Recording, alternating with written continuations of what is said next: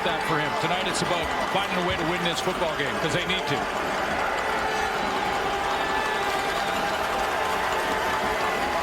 Second and 8, called an audible. Four-man rush, pocket collapses, but he's got Roosevelt over the middle. It would be a first down. There is a flag on the play. Boy, and that's what he can do athletically. Washington with the tackle. That's a great throw over the middle, and that's the danger area for a quarterback. Especially young ones get reluctant. They'll hesitate trying to throw that dig route over the middle, and that's when you get in trouble with it, but not in that throw. Contact on a receiver, Hamilton, number 24. Penalty was fine. Play results, first down. Penalty against Damon Washington.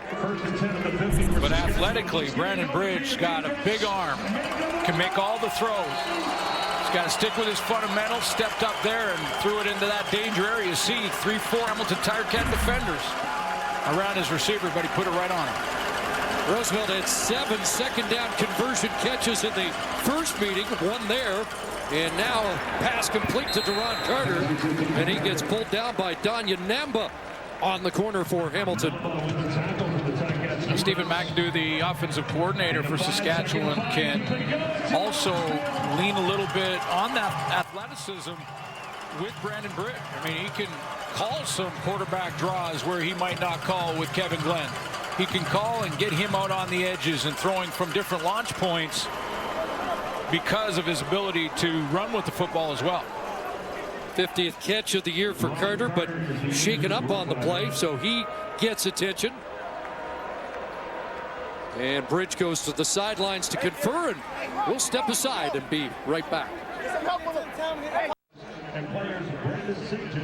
Duron Carter limped to the sidelines under his own power, where they continue to reassess. 6 consecutive games with a touchdown, which matches a Saskatchewan Roughrider club record co-held by Weston Dressler and a guy named Hugh Campbell in a different era. Got to shake that off and get to 7 if he can. Devin Bailey comes in to take his spot.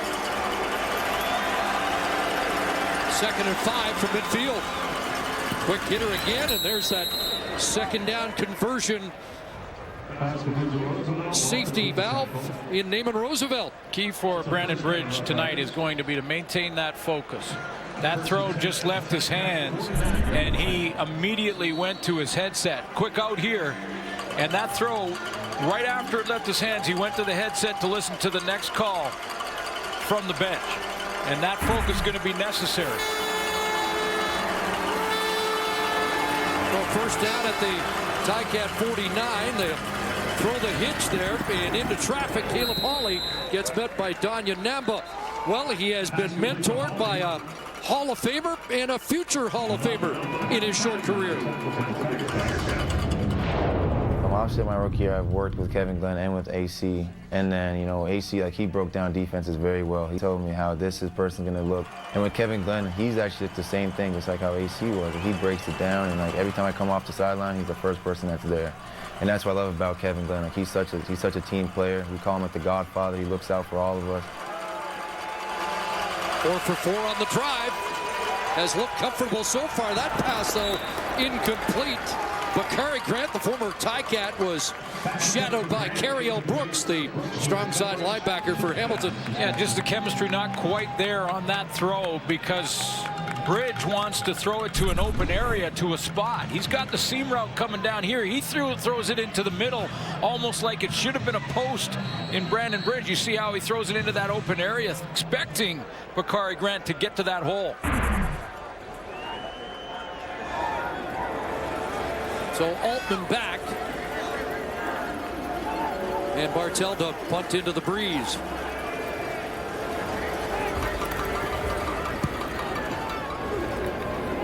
Kick to the sidelines, and this one will go out inside the 10. And that is the 6th time this season Bartel's hit the corner. Brian Tauris, a legend in Saskatchewan, 37-year coaching career, 3-time Vanier Cup champion, and Canadian Football Hall of Famer. What a tremendous career with the University of Saskatchewan Huskies, the CIS Coach of the Year in '94, a three-time Vanier Cup champion. Brian Towers is standing by with Matthew Shinetti. Absolutely, CC. And you listed some of Coach Towers' stats going into the commercial break, but I imagine, Coach, and congratulations, and one thing you're most proud of is the number of individuals you sent not just to the CFL but the NFL as well. Yeah, no, it's obviously rewarding to see all those kids go on and have great pro careers, and there's some great young men that have done a lot for the CFL. A lot of guys in Saskatchewan as well. In terms of your coaching method and what you think helped some of those athletes get to the pro level, what did you try to instill into your players? Well, I think the big thing was the work ethic. I mean, you got to do what's necessary. You got to train all year round, and these kids do now. You're seeing Canadian kids coming out of college that are participating in every position now. Used to be offensive linemen and kickers. Now it's everyone. Sorry, Coach, we've got to step over. Thank you very much. You bet. Thank you. Mike Jones with the fumble, and Mike Edom comes up with a football, and the Roughriders are in business. Congratulations to Coach Brian Towers. He sees turnover deep in Hamilton territory here. Wasn't a huge hit from the inside out. It just pops out of there. Mike Jones loses the handle here. Jeff Hecht.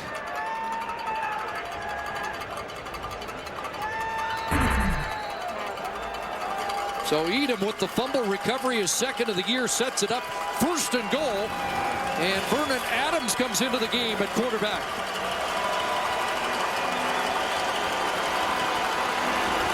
Told that they'd have a special package for him, quarterback option, and Adrian Tracy. Whoa. Oh, it's thrown aside, and they're going to call that a lateral or an incompletion.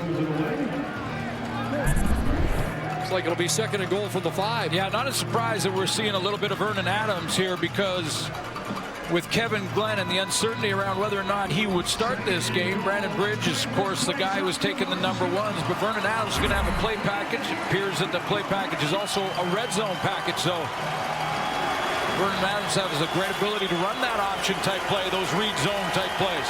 Clearly forward and incompletion. It'll be second and goal from the 5. 10 of their last 15 in the red zone. Play action fake. Adams in trouble.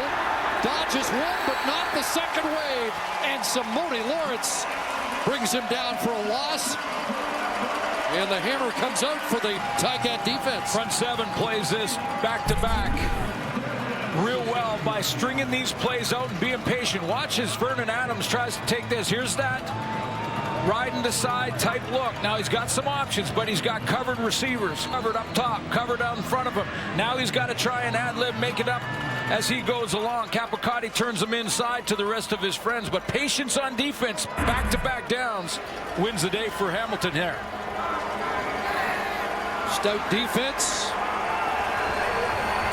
Backs up Mike Jones after that bad mistake. Crapina will put it through from short range. A 15-yard field goal gets the Roughriders on the board first. Shot road to the Grey Cup continues tomorrow. It's the Eskimos trying to snap that losing streak against the Argos at BMO. Action begins at 4 o'clock Eastern.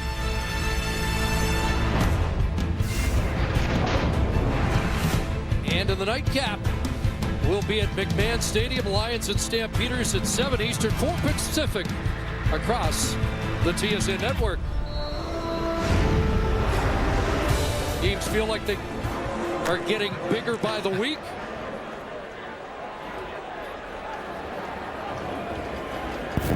Neither team here can afford to let this get away.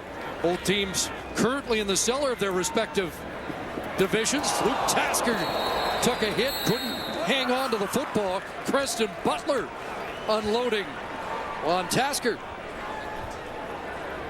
A little bit of a zone look here from Saskatchewan defensively, and when you're in a zone, you drop to your area, then play the football where it's thrown. If it's thrown in your area, you come up and make that big hit, separates the ball from the receiver in Tasker. Ticats still looking for their initial first down of the game. 23 first half points. They looked sharp last week against the Red Blacks early on. 3 points in the second half. Nobody home for Mazzoli, in some trouble as AC Leonard applied the heat. And Mazzoli has to throw it away. Riders have an interesting scheme they've been running through the 3 of 4 wins over the last 4 weeks, and they go with the 3 down linemen here, but they'll spy one of them, and that spy is going to be important tonight against Jeremiah Mazzoli. Remember, he ran for over 70 yards. There's the spy. You see the spy right down here, and if Jeremiah Mazzoli decides to run, he's going to flow one way or the other to sort of spy him, make sure he tries to contain him. 4 consecutive 2-and-outs out of the gate for the Ticats. Here's Thigpen from his 18. Thigpen looked like he had the sideline, finds a seam across midfield, and he'll get driven down from behind. Connor McGuff may have saved a touchdown, so a glimpse of how dangerous that Marcus Thigpen can be. You know, and I was going to say in the first 2 returns, he didn't get the big ones in the first 2, but you could see he still had that first step and the great acceleration, and he shows you it there with a cutback, accelerate past all the angles. First big return, he still got it. Indeed, he was asked yesterday, what do you think of Thigpen? He went smooth. Like butter. So the Riders start at the Ticat 45. Will be Bridge on the counter inside LaFrance, and Larry Dean steps up and brings him down at the line of scrimmage. Yeah, that's 2 pretty good guys to get coaching from in Kevin Glenn and Anthony Calvillo when he was in Montreal. Of course, Anthony Calvillo, also a member of this year's Canadian Hall of Fame and Canadian Football Hall of Fame. Almost 80,000 yards passing for AC. He had to hustle back. There's some things going on in Montreal he's got to take care of. Really? But yeah, just a little bit. Our congratulations to AC. I believe the first ever member of the Las Vegas Posse. Oh, I remember that. To be enshrined in the Canadian Football Hall of Fame. Pressure on Bridge, and he's dropped back at midfield. And the ball came loose, and it's Ticat football. Simone Lawrence comes up with it, and Hamilton takes it back.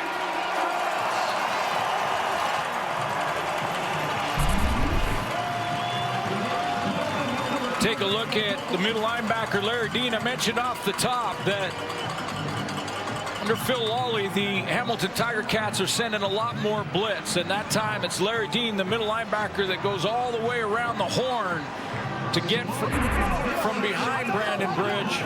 He creates the problems along with Simone Lawrence. They're going to send pressure, put their back end, their secondary in more man-to-man situations, especially against a young quarterback, inexperienced quarterback. So big takeaway. It was Devon Coleman who came up with the football after the force by Lawrence. Handoff to Gable. See if the Ticats can get some traction on offense off the takeaway.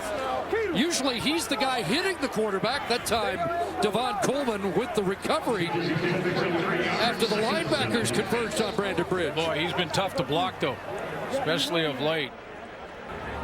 And all of a sudden, Brandon Bridge has got a little attention, a little medical attention to that right hand. Going over the play with Kevin Glenn. 2nd and 7. Could be the final play of this opening quarter. 3-man rush. Mazzoli, that knocked down and almost intercepted. Toby Antigua gets a hand on it. The former receiver, who Chris Jones says the ball just finds, almost found an interception.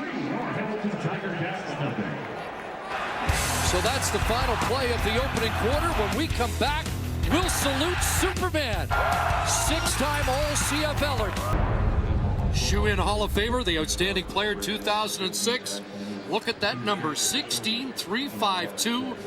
A 3-time Grey Cup champion, and I can hear Saskatchewan Roughrider fans, G. Roy, saying, why aren't they showing him with the green jersey? But congratulations to a well-deserved Canadian Football Hall of Famer. Thank you. What did it feel like when you got the jacket and put it on for the first time? It felt amazing. It felt amazing. I felt like I was in football royalty, and it felt good to be welcome to the club. I have to ask you though, really off the top, you started in Winnipeg.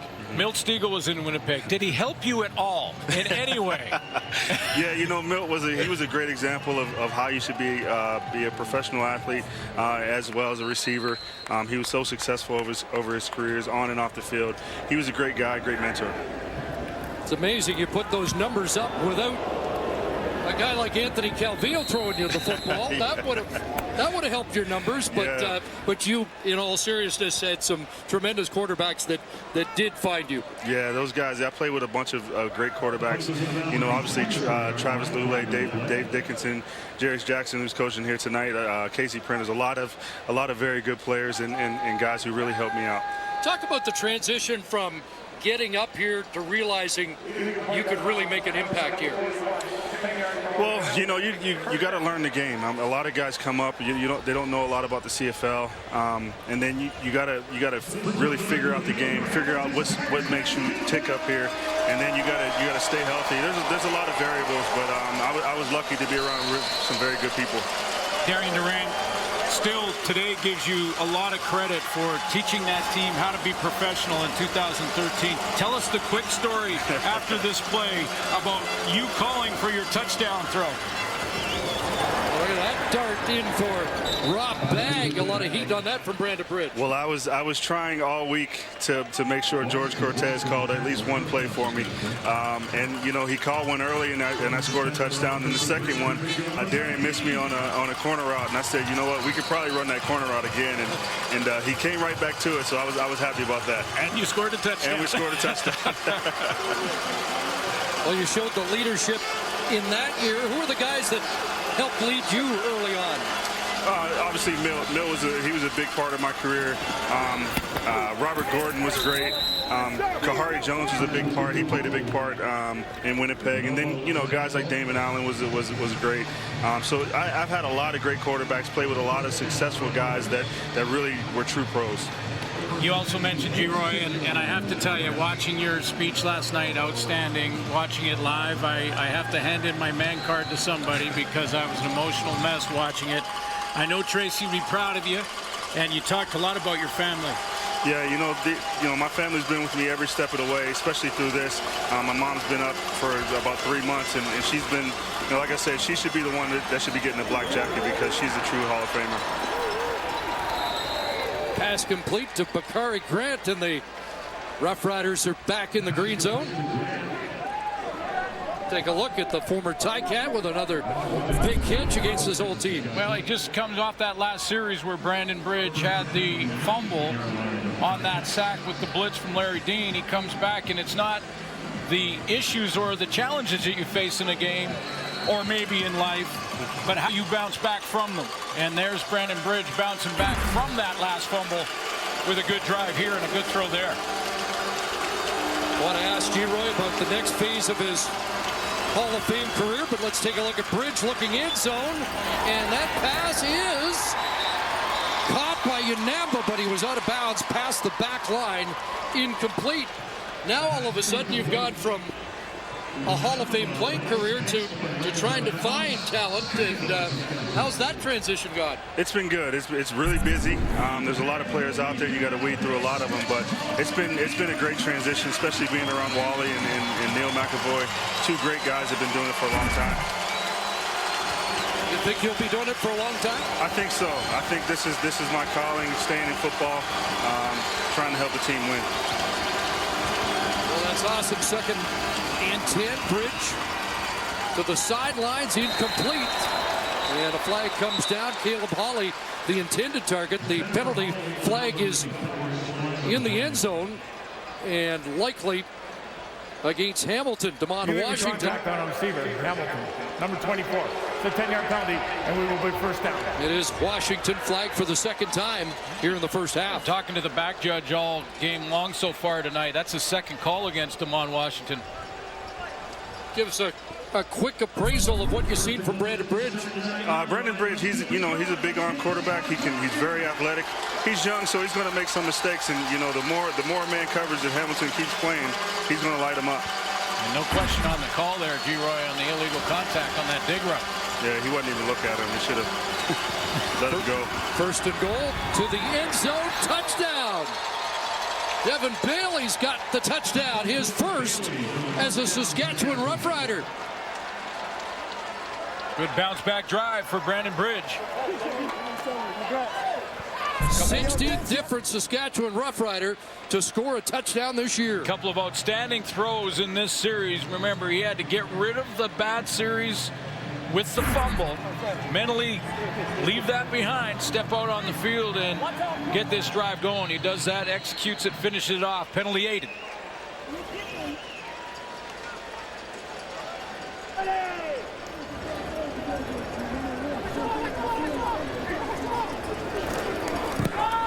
Rapinia adds the extra point. He's 32 for 32 in the convert department. Our congratulations and our thanks to G. Roy Simon, Best of all time. Football Hall of Famer.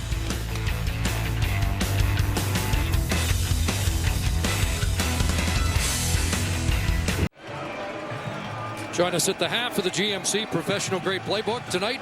Henry Burrison taking advantage of linebackers in pass coverage. Although a lot of the linebackers in this league, Enoch Mwama's playing great last couple of games, but a lot of the linebackers can cover. Enoch shaking his head like, what's Hank talking about? Boy, Brandon Bridge looked good in that drive. 4 for 5, 64 yards. 6-play, 75-yard drive. Turn and run! Here's Jay Langum on the return out beyond the 25, and oh, does he get popped? That's Jeff Knox signaling his return to the Canadian Football League.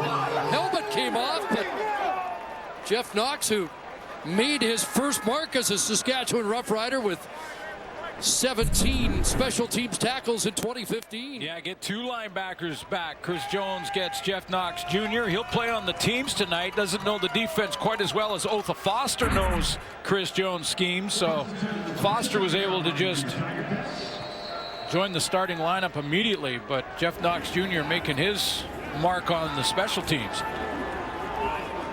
1 week of signing, they get the top defensive player on the Roughriders from each of the past 2 years in Foster and Knox. Ticats still without a first down, 22 net yards so far. Giebel out of the backfield, makes a Guavin miss, makes a nut miss, and good individual